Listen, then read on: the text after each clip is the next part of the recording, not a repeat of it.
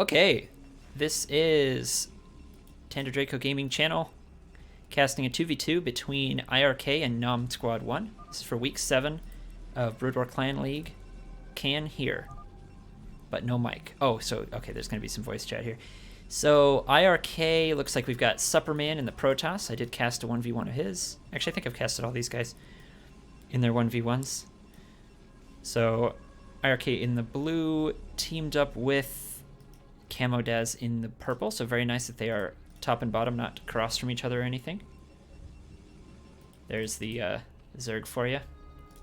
And in the bottom half, we've got Nicepants in the Zerg and Crowbar in the Protoss orange here for nOm1.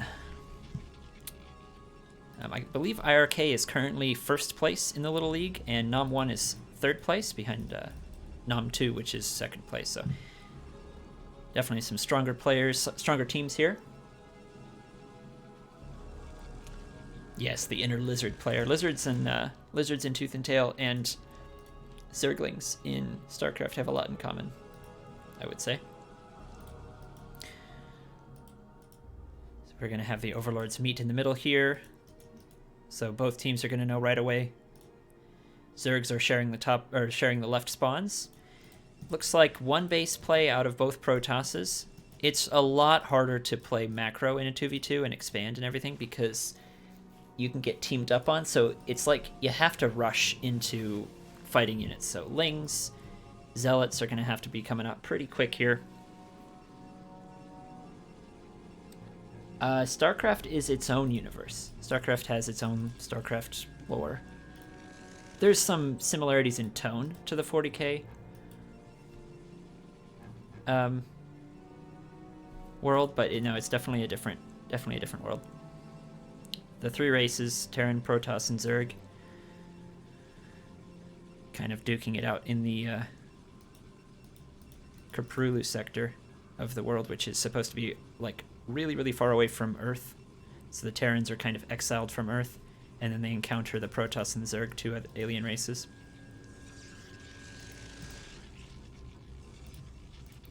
We've got Sunken here in the main for... Oh, okay. So for Nicepants, going to Sunken in the main, so some ground defense.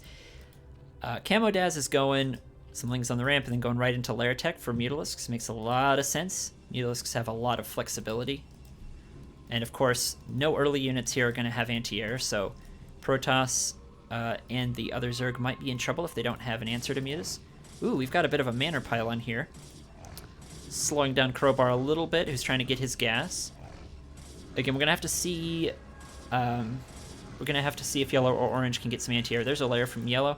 Orange is going to have to either get some cannons, dragoons, or corsairs, some kind of anti-air.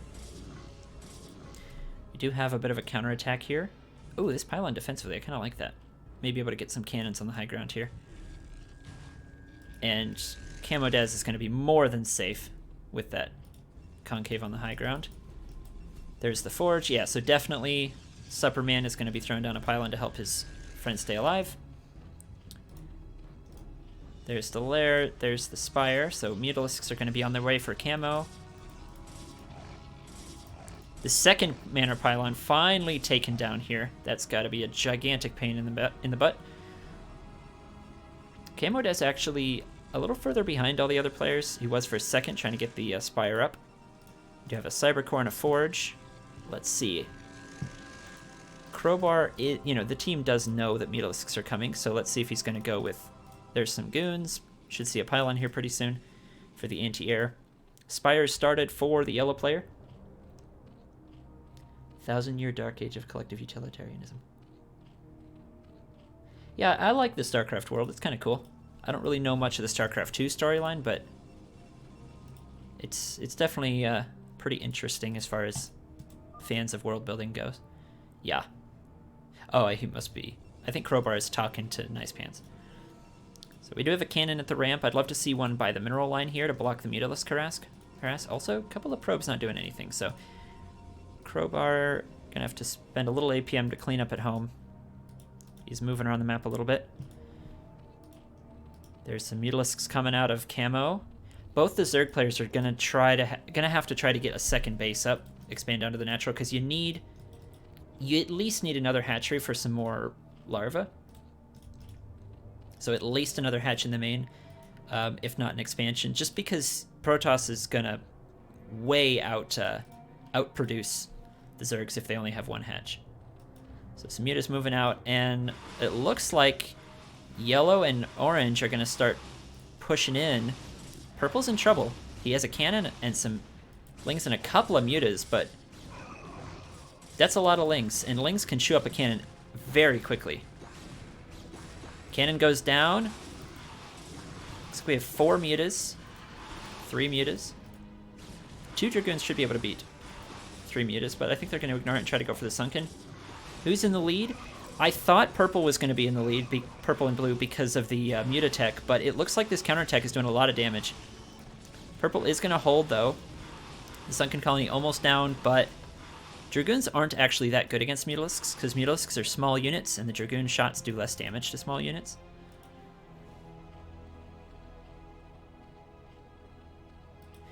Alright, I see what you mean. Sucks to live in. I would say the StarCraft universe kind of sucks to live in, too. It's kind of dark. Ooh, there's a counterattack here. Lots of zealots. Dragoons are going to have to try to hold the ramp. That is a lot of zealots. And Crowbar has actually hiccuped his own production here. He needs to be adding zealots need to be coming out of these gates. Not goons, zealots. I guess you can kite with goons against zealots, which is kind of nice. But zealots build faster. There's a cannon. Yeah, Crowbar should be all right. This is a lot of pressure. He's gonna kill a probe. Gonna be able to kill this cannon. Oh, he's gonna just go for the probes. Crowbar doesn't have very many workers at all, and it looks like Supperman actually far in the lead. Look at this probe count and the supply. Crowbar has a huge lead because the other guys were fighting. So we've got DTs coming out. That's going to be a giant headache. Yeah, he just went for a DT rush. He's going to have Zealot leg speed. The blue-purple team also has mutas, which are pretty good. Goons are going to push back, so Crowbar's all right. His worker count is pretty low. And there's the second base for Nicepants. Of course, it is going to get scouted, and purple's going to attack it up. Yeah, that expansion. You really want to take your natural, because that way you can defend both at once. This is going to die. There's purple taking his natural. So, yeah, I'd say with DTs moving out, there's no observers for Protoss. He's going to have to depend on cannons can detect, and overlords can detect. But I'm saying purple and blue are really far in the lead. Like, look at that supply and worker count. So it looks like Protoss here playing defensive, getting some really good macro, going up to Stargate. I wonder what unit he's going to go for. Maybe Corsairs to kill Yellow's overlords, but some DTs moving in. There is a detector here, so the DTs are going to have to back up. Sunken Spore combo is like a surefire defense against DTs. But Nicepants does lose his expansion. Yeah, it's got no units. He should have taken this, I think. There are a bunch of goons for Crowbar, which is pretty good against Protoss, so he'll be alright, but that's a lot of mutas. Wow.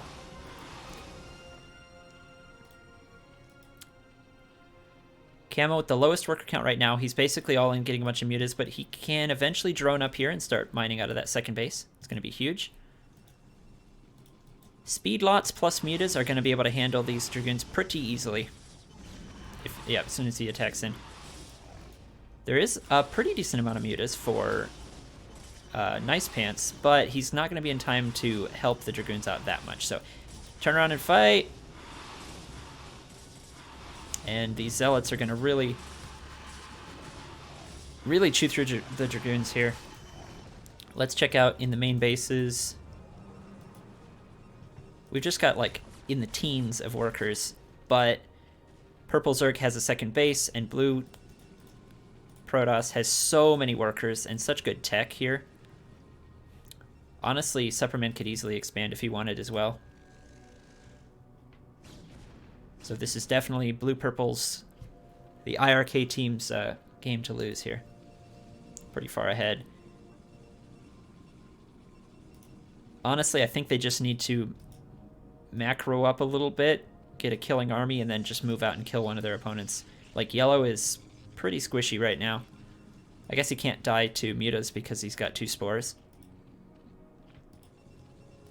The orange Protoss here is not really in great shape. Here we go. Protoss moving in. 8 Mutalisks and Speed Lot DT.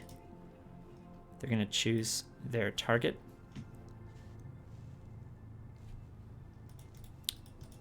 There is going to be an expansion here for Supperman in just a moment.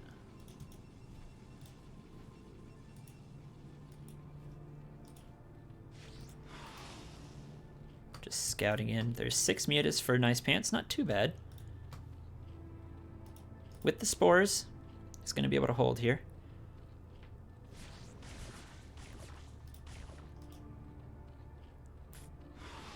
The way that orange and yellow have turtled up is actually going to make it kind of hard for blue and purple to end the game.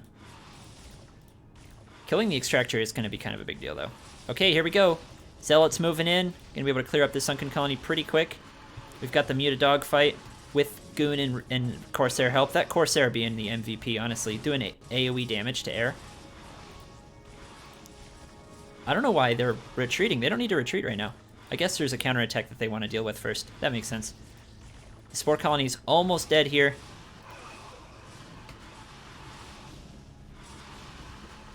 Yes, Lucas. That is what I said. Oh my gosh, 13 hit points. 1 Dragoon shot should do it.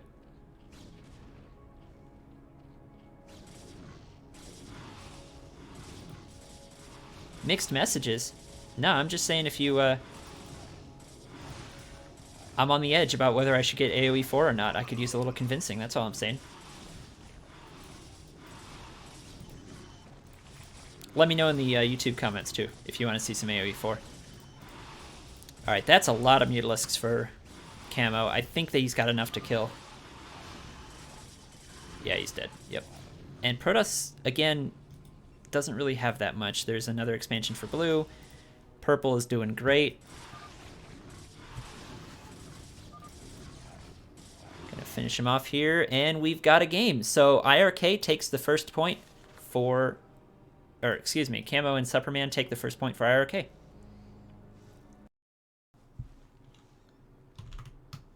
All right, game 2 between iRk and nOm Squad 1. This is for the Brood War Clan League, and usually that means we've got 4 1v1s, best of 3s, each week, 4 1v1s and 1 2v2, and this is the 2v2.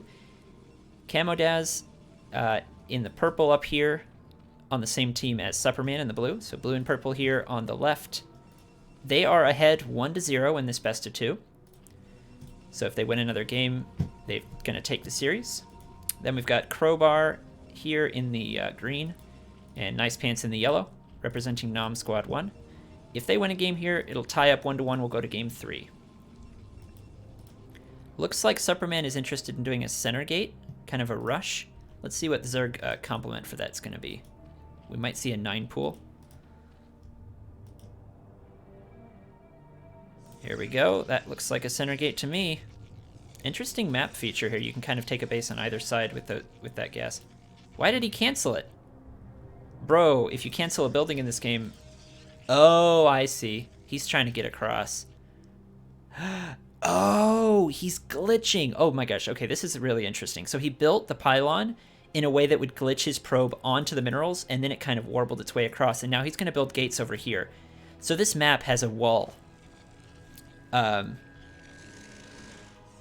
There's a wall across the map. You can't get through it.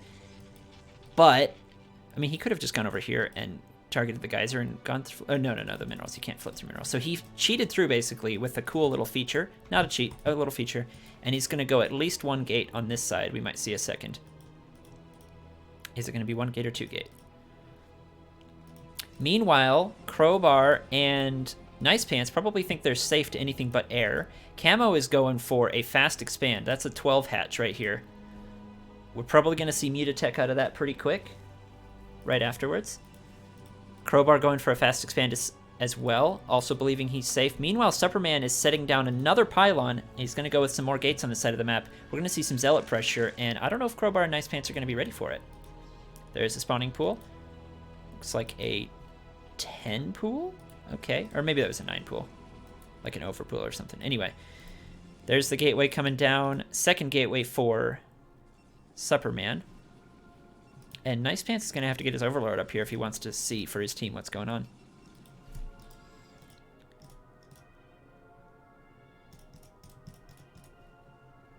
So I like this tactically for the purple-blue team, for sure. Both Crowbar and Nicepants are expanding. Oh, that was a 12 hatch from Nicepants as well. But here we go. Supperman moving on in here with a Zealot. So alarm bells have got to be going off for Nicepants and Crowbar right now. Like, what happened? We've got center 2 gate. A Zealot. What? Yes. Yeah, so he's center 2 gate and glitched over. You guys, I bet you Nicepants and Crowbar are going to watch this VOD, and they'll see what happened. Yes, his base is dead. This one Zealot's going to kill its fair share of drones. Nice glitching there. Nice drilling. And this is going to become a creep colony, a sunken colony, hopefully. Zealot hasn't gotten any kills yet. There's the first one, a sunken colony coming up. Meanwhile, more Zealots being made. One hanging out here, one hanging out here, just killing so many drones. Crowbar is going to get some more gates going, get some Zealots. Meanwhile, purple and blue on their side, completely safe. So this is a really strong move from them. Sunken Colony finally finished, along with a couple of lings, but this second base is in trouble. Ooh, nice catch on the drone. 2 hits, okay. There's another one down, 3 Zealots. They should be able to kill this hatchery. And here is from Crowbar getting the Stargate for Corsairs, anti-mutatech, and we've got some lings, or some Zealots. Got a photon cannon here. I love this, actually. A photon cannon to defend these center gates, and Crowbar is going to scout it. And he's got Nicepants on voice chat right now, so he's going to kind of explain what's going on. Meanwhile, this base is going to go down. 4 Zealots is a lot for Zerg to deal with. Just going to drone up for right now. Trying to trust in the Sunken Colony to protect him.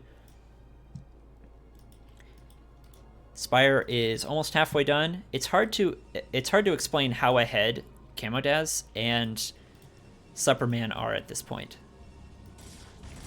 Sunken Colony should be able to be taken down. I think 4 Zealots was enough to do it.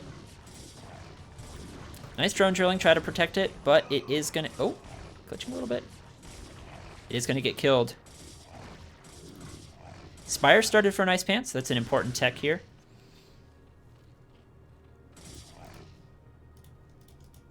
And the pressure continues with these center gates. Help. Let's see, Crowbar doesn't have that much. He's got some Zealots, but that's not really enough. Camo is going to take this spot right here and start mining to break through the mineral fields. Makes a lot of sense. Yeah, there's only 3 drones left. I think Nicepants is pretty much dead here. More Zealots moving in, going to finish the deal. Cannon going down over Supperman's base just in case of a drop or something. And a lot of mutas hatching out of Camo. Oh, wow, that's 8 mutas. We've got 1 Corsair, 2 Corsairs. A couple of Zealots trying to protect Nicepants. Let him get some drones up again. And there's a Sunken Colony. Make that 3 Zealots. But with the Spire here, no gas for Nicepants. He's going to have enough for 2 mutas. That's going to be that. So Nicepants is in pretty rough shape.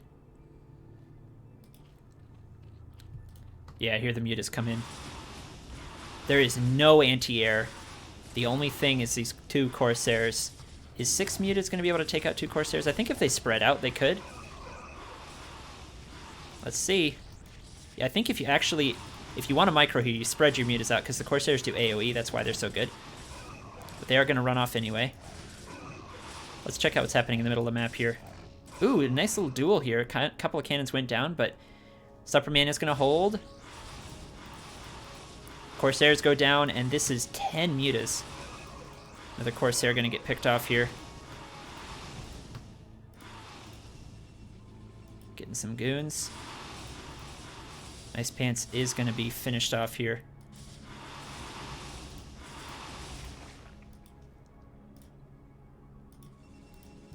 Lots of cannons going down. Superman's base, there's an anti-air here. GG. So iRk with a really spicy opening for that second game. iRk Gonna take the series 2-0. GG's.